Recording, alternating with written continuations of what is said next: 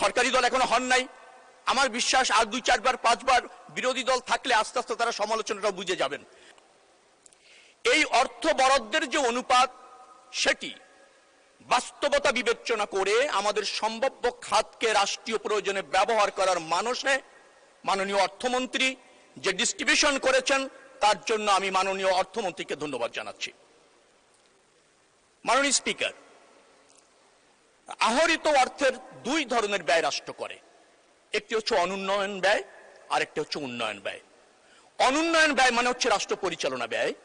রাষ্ট্র পরিচালনা ব্যয়ের ক্ষেত্র মাননীয় অর্থমন্ত্রী যেটা গত অর্থ বছরে ছিল 72.7% বরাদ্দকৃত অর্থের, সেখান থেকে কমিয়ে তিনি নিয়ে আসছেন 66.3%।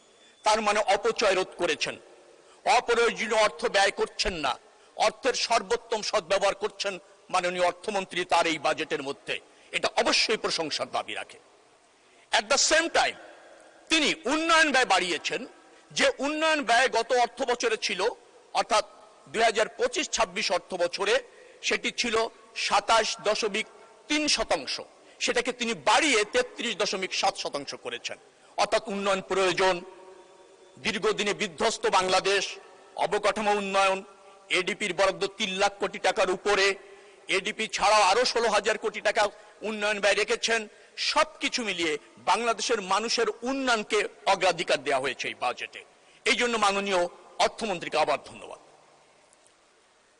অনুন্নয়ন ব্যয়ের মধ্যে যেটা ফ্যাসিস্ট সরকার এই জাতির জন্য কলঙ্ক হিসাবে চাপিয়ে দিয়ে গিয়েছিল, অর্থাৎ প্রচুর ঋণ, সেই ঋণের সুদ দেওয়ার জন্য 13.6% অর্থ দিতে হয়েছে বর্তমান সরকারকে। যেটা অনাকাঙ্ক্ষিত ছিল, সেটি যদি না দেওয়া লাগতো অনুন্নয়ন ব্যয় আরো সাশ্রয়ী হওয়া যেত। কিন্তু আমাদের অর্থনীতির বাস্তবতায় এই সীমিত অর্থ থেকেও সেটা যোগান মাননীয় অর্থমন্ত্রী দিয়েছেন, এবং সেখানে 11% উপর ভর্তুকিও তিনি বরাদ্দ রেখেছেন, যা প্রশংসার দাবি রাখে। বাজেট নিয়ে আমি খুব সমালোচনা শুনিনি সংসদে, কিছু শঙ্কা শুনেছি। এই বাজেট নিয়ে কেউ নেতিবাচক কিছু বলেননি, কিছু আশঙ্কা প্রকাশ করেছেন। কোথায় করেছেন? সেটি হচ্ছে রাজস্ব আয়ে ঘাটতি হতে পারে।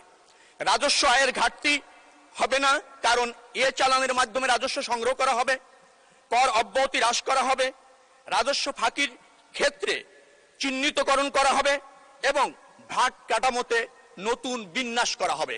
অতএব রাজস্ব ঘাটতি আমি দেখছি না। আর আমাদের রাজস্ব আরোহণ কর অনুপাতে যদি বলেন, সেটা যদি হয় 9% কাছাকাছি, নেপাল ভুটানও 13-14% করে, আমাদের ওখানে যেতে হবে। সেই জন্য অর্থমন্ত্রী চ্যালেঞ্জ দিয়েছেন। আমার বিশ্বাস রাজস্ব আয়ে ঘাটতি হবে না। সময় খুবই কম। ব্যাংকের কথা বলা হয়েছে, ব্যাংক ঋণও কমেছে। 25-26 অর্থ বছরে ছিল 1,18,000 কোটি টাকা, এবার করা হয়েছে 1,12,000 কোটি টাকা। আমার মনে হচ্ছে যেভাবে কর্মসংস্থান সৃষ্টি হবে এবং আমাদের আপনার মূল্যস্ফীতি হ্রাস পাবে, তাতে জনগণের সঞ্চয় বাড়বে, অত ব্যাংকের অর্থের ঘাটতি কিন্তু হবে না। মাননীয় স্পিকার, ঘাটতি বাজেট কথা বলা হয়েছে। কর যদি আহরিত হয়, রাজস্ব ঠিকমতো যদি আহরিত হয়, ব্যাংক থেকে যদি লোনটা যেটা নির্ধারণ করা হয়েছে পাওয়া যাবে, ঘাটতি বাজেট হওয়ার কোনো সুযোগ থাকছে না। মাননীয় স্পিকার, ঘাটতি বাজেটে কথা বলা হয়, মার্কিন যুক্তরাষ্ট্র আপনি যান, সর্বশেষ বাজেটে 5.5 জিডিপির ঘাটতি বাজেট। পৃথিবীর সবচেয়ে বড় অর্থনীতির দেশ। আপনি চীনে যান, সেখানেও 4% জিডিপি ঘাটতি বাজেট। অতএব এই ঘাটতি বাজেট আমাদের এই দুরবস্থার মধ্যে আমরা সক্ষম হব এটা মিট আপ করতে এবং অ্যাচিভ করতে।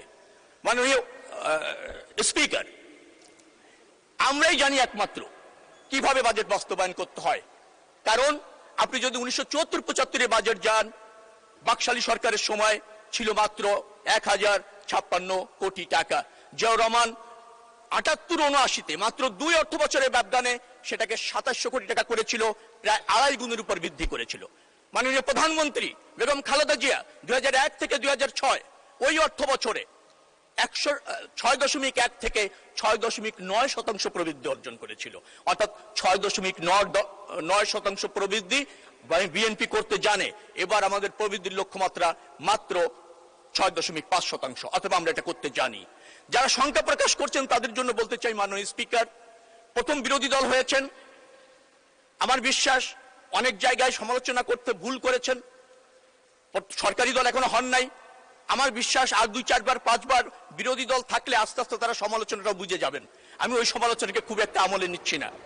মাননীয় স্পিকার, আমি যেটা বলতে চাই সেটা হচ্ছে বিএনপি জানে কি করণীয়।